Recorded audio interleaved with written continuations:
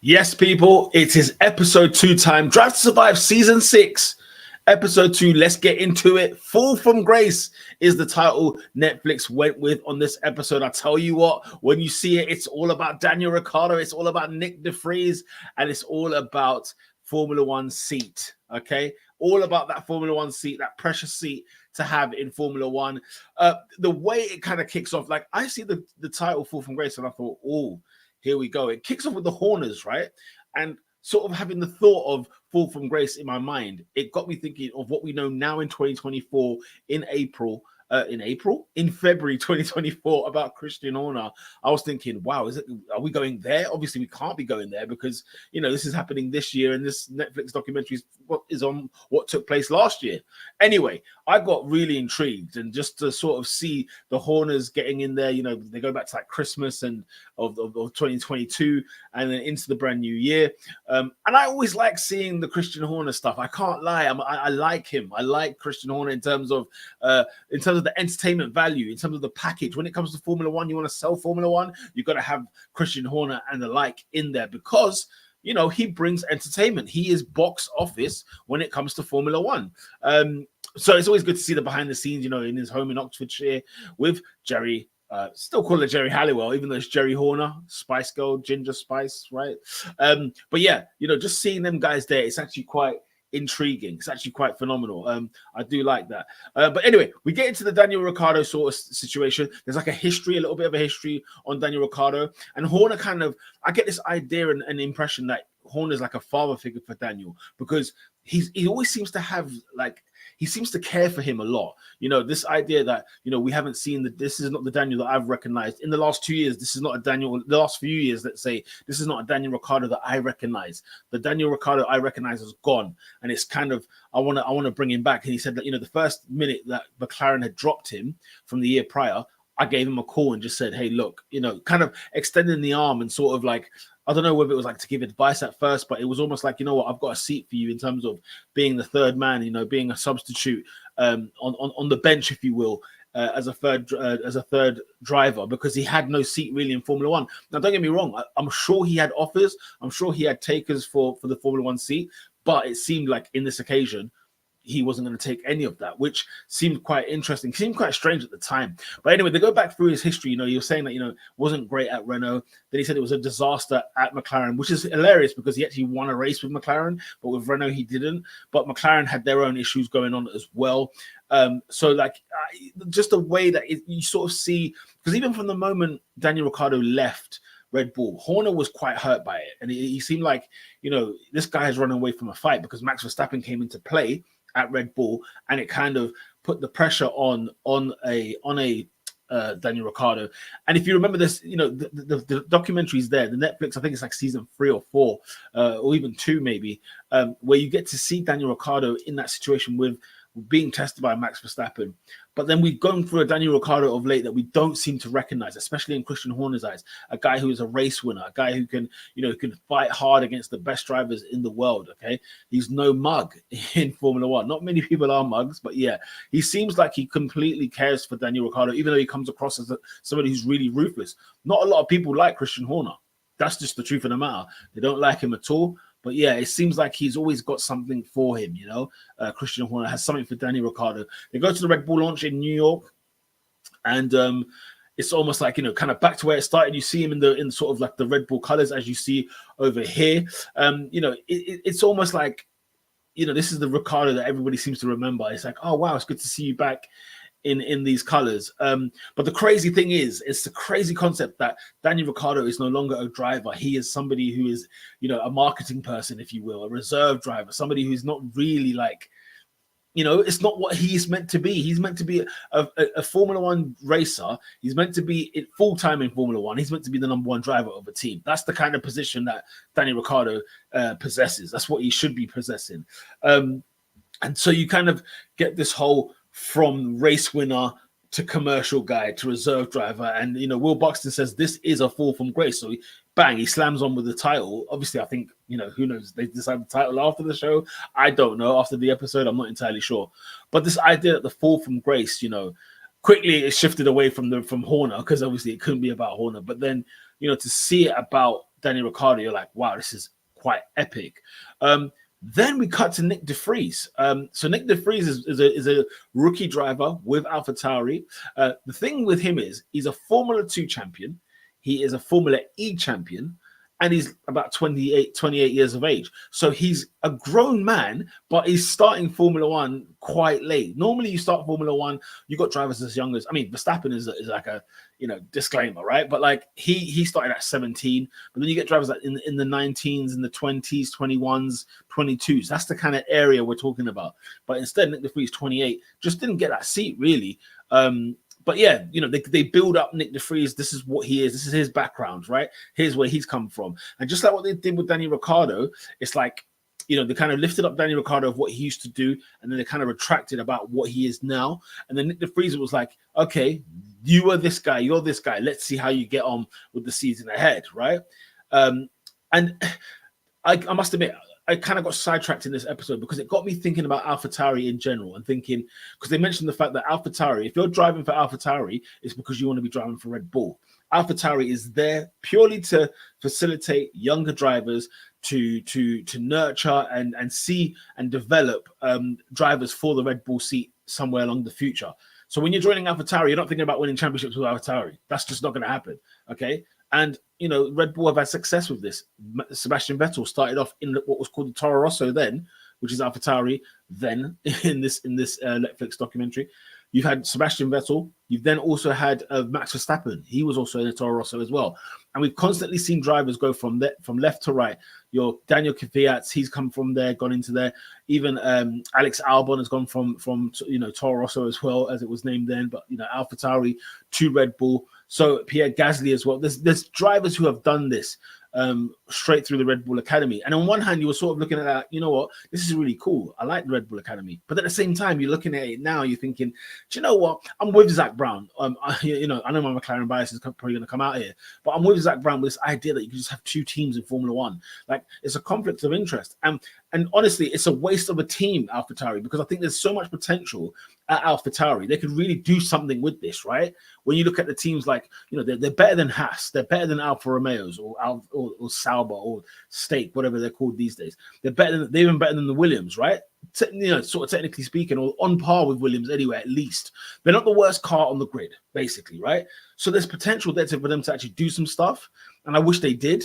I don't know why they just sort of waste it into just being that. But anyway, the reason that people get into that seat is purely because they want to get into Red Bull. Yuki Tsunoda is one of those examples. Now, this is interesting. Horner has been saying that, he expects de Vries to take lead at AlphaTauri. Now, correct me if I'm wrong, Yuki Tsunoda has been in AlphaTauri since like 2020. Okay, so I don't quite know why they're expecting in 2023, they're expecting Nyck de Vries. Now, purely based on age, fine, maturity and so on and so forth. But in terms of Formula One experience is unmatched. Like, you can't just poo-poo that experience. You know what I mean? Like, even though Nyck de Vries is a Formula 2 champion and a Formula E champion, he knows nothing about Formula One, with all due respect. Okay, Tsunoda's got the experience. So I never actually quite understood why they expected him to do that. It made no sense there. And to me, Nyck de Vries doesn't really come across as somebody who will take lead, who is like, quite strong and powerful. He comes across as somebody a little bit timid, a little bit nervous, and that could just purely be on the basis that this is the unknown. Now, the year prior to this, Nyck de Vries did jump in a race in a Williams for a couple of races and did very, very well. And it was like, oh, okay, maybe he's ready for this kind of action. But again, I'm not heaping all this kind of pressure on him. And people, in the season last year, they were very much like, he's not a rookie. He's grown enough and this, that, and the other. And to me, it's got nothing to do with age in Formula One. It's got to do with the experience of driving a Formula One car, racing against Formula One drivers, against some of the best in the world, if not the best. So it never really made sense to me. So you're sort of like, if you're expecting him to take lead, I just didn't really see it. But yeah, Saudi Grand Prix, we get to Saudi Arabia and it's sort of that Grand Prix weekend. And it's sort of weird. It's weird seeing like Daniel Ricciardo without a race seat. He's at the paddock, he's at the tracks, and he's not got a car. And it's like, this doesn't feel right. And it was always going to be hard to digest when he got released from McLaren. That was always going to be a hard thing to digest. But to actually see it in person was quite weird.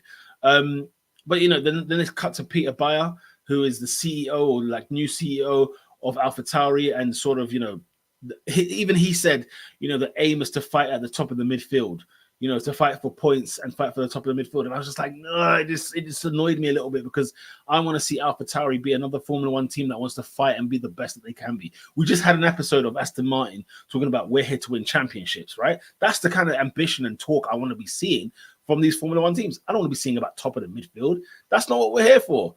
But hey, that's the model that Red Bull have built up. I'm not mad at Red Bull for that. I'm mad at Formula One for allowing this to happen. At the end of the day, it wins for Red Bull. But yeah, it just feels like it makes a mockery of the sport a little bit. But yeah, it's interesting. Yuki Tsunoda is one of those where he's confident of beating Nyck because he knows he's got the experience under the bag. And at the end of the day, the experience wins in Formula One, especially. But you've got to be fast. And that's the thing. Both of these drivers were fast. But, Nyck's not having the greatest time at the start of the season, getting no points whatsoever, having hard luck, making a lot of mistakes. But then, Yuki Tsunoda, on the other hand, is close. He's like P11, and he's getting a couple of P10s as well. He's getting points for AlphaTauri. It looks great on Yuki Tsunoda. It looks terrible on Nyck de Vries. Then we cut to Nyck de Vries. We're trying to get a bit more of the human side of Nyck de Vries. We cut to his apartment. It looked like it was his apartment at home. Very tidy, very neat kind of guy. This is the kind of de Vries that I kind of expected from him, because I don't find him to be a very imposing or powerful character. I find him to be a little bit more peaceful, calm type of character. Nothing wrong with that at all, and nothing wrong with that in Formula One either. But when I started to see the things like you're watching him clean windows, you're watching him sweep the floor, and it kind of bed is all neat. He's got the clothes all racked up, and it's like it's a no brainer. Like, it makes sense to me why I thought he was like this. But yeah, I love the way that they go back they go into the behind the scenes. They go back to the old school days. I mean, Nyck's been racing since he was 5 years of age, so we find out that a bit about his history, his racing craft, and 5 years of age, you're racing already and then you're up until 28 still racing. It's just good to see. It's good to see just that background information about a driver. You don't really get to know about a driver on a race weekend. You just see them. In fact, it's just helmets and they're off to race. But then you get a little bit of character, a bit of personality attached to the drivers, which I like. Which is what I like to see. It kind of segues off to, by the way, we get a clip of Roman Grosjean. Hello, what I'm saying, at the Monaco Grand Prix. Big up to Roman Grosjean. He's telling Danny, hey, come join me in Indy and whatever else. And even Horner is saying, NASCAR after Danny Ricciardo. And Ricciardo's like, look, I don't want to even take offers because I don't think I'm done yet with Formula One. The Formula One chapter for me is not done. So you're kind of still getting this conversation about Daniel Ricciardo in the background, even though he's not a racer. Why are we even talking about Daniel Ricciardo if he's not even a Formula One driver, right? But it segues into Netflix kind of takes pieces of content from interviews with Alex Albon, Pierre Gasly, about the pressures of being a Red Bull driver. Even the journalists that are on there, they talk about the demands and the pressure of being in the Red Bull world, if you will, because AlphaTauri sit under Red Bull. So when you're talking about AlphaTauri, you're really talking about Red Bull long term as well. And everybody talks about this pressure of being at Red Bull, in the Red Bull company, in the Red Bull family. If you're not doing well, they will cut you. And it's ironic, they use Gasly, they use Albon, two people who came from Toro Rosso. AlphaTauri moved over to Red Bull and were both cut from Red Bull, okay? So they both had the opportunity to be at Red Bull and they were cut from there. That is you sort of see that information, you're just like, wow, they're really lifting and portraying this, Red Bull is not a place to sort of, it's not a place to kind of be willing, you can't, you really have to attack, you really have to take the opportunity, grab it by the horns, grab the bull by the horns, for the lack of a better term. And even people like Sergio Perez again talks about it. He's a current Red Bull driver, talks about the pressure of being there. You have to go out there and win. And then again, it goes back to Horner repeating the fact that I expected him to be the leader. I expect him to be the leader of the team, Nyck de Vries, over Yuki Tsunoda. But it's his rookie season, so it's not something I could really understand. But yeah, it seems like, he's following. We cut to the Monaco Grand Prix. Nyck de Vries is struggling with team information, team instructions. He's not quite knowing, what do I do on the steering wheel whilst you're driving in Monaco, of all places. He's getting overtaken by the McLarens, who are having an awful start to the season. It was just not really looking good. He was getting overtaken by people like Valtteri Bottas, and it was very much a frustrating time for him, finishing P12, starting P12 in Monaco. And it was one of those where earlier on he was on the boat with Adrian Newey and Sergio Perez and saying, you ain't got to rush Monaco. Monaco will come to us if we do our job clean. The race will come to him. And yet, didn't get any points in Monaco, which is very, very, very, very sad. And by the ninth race, his seat is under pressure. Even the CEO is saying his seat is under pressure. And it's in the middle of a season, race 9 out of 23, and his seat is under pressure. You're just thinking, oh my God, you cannot be, Red Bull having this reputation of getting rid of drivers mid-season, and it's going to continue again. And you just think, wow, how can this be? But yeah, Nyck is not impressing. De Vries is not impressing the team. He's not impressing Christian Horner. He talks with the CEO of AlphaTauri, saying, look, I think something's got to be changed. Something's got to be happening. And it's interesting to see that Christian Horner actually has any part of AlphaTauri's makeup. I thought that was quite interesting to see, because I wouldn't have expected it that he would be that heavily involved in what goes on. But because all roads lead to Red Bull, he kind of has to have some sort of fingerprints on there, which kind of makes a lot of sense. He gets on the phone to Christian Horner after he has this conversation with AlphaTauri's the staff, the chief of staff there. He has this conversation with Ricciardo. He says, I got a proposition for you that I think you'll be very interested in. And it skips on to that stage, and it's basically a testing or some sort of lap time in Silverstone. Very, very interesting. And at the beginning, the suspense is there. Daniel Ricciardo is back in the race suit. You're like, oh my God, look at Daniel Ricciardo back in the Red Bull race suit, because he's testing on one of the Red Bull cars around Silverstone. Let's see what the lap times are. And it's to kind of just see, if I'm going to get rid of Nyck de Vries, can I rely on Daniel Ricciardo to kind of fill that role? That's kind of what I think they were more or less sussing out. And, Daniel Ricciardo gets in, he's beaming with a massive smile on his face, and he's like, yep, he's in. And you could tell this is a guy who's just not done with Formula One yet. But anyway, at the start, the weather conditions are not quite great. A few damp spots. Daniel Ricciardo spins, right? On his own. It's it's free practice, and he's going out there, he's spinning, and it's like they're speaking to him on the radio. Daniel Ricciardo, you okay? Daniel, you okay? You can respond, kind of thing. And he's not responding. And it's a bit of tension there. Who knows? In real life, he probably spoke straight away. Doesn't matter. In the episode that they show us here, they show him sort of very tense, very yeah, I'm good. Once he gets the car back in under control and he goes off driving again, he does well, and he absolutely does brilliantly on the times. And Horner was sort of the times you did in that practice in Silverstone, it would have put you sort of next to Max Verstappen. That is huge. Not next to Nyck de Vries, not next to Yuki Tsunoda, next to Max Verstappen. Now, albeit it's in a Red Bull car, so it'll be quicker, fine. But a driver who hasn't driven in 8 months, and this is the point that the CEO of AlphaTauri made, that Peter Bayer said, considering he hasn't even been driving, this is actually really, really good. And also we can learn a lot from him. So he kind of gave an extra reason why, do you know what, maybe we should consider bringing Daniel Ricciardo in. Not just the fact that the times are there, not just the fact that Daniel Ricciardo hasn't lost the groove. Of course, yes, some cobwebs need to be irked out, and there will be. But at the end of the day, the fact that he still was on par with Max, and we could learn from him. He was saying, when a team says I can learn more from the driver, that's actually puts you in a very, very strong position.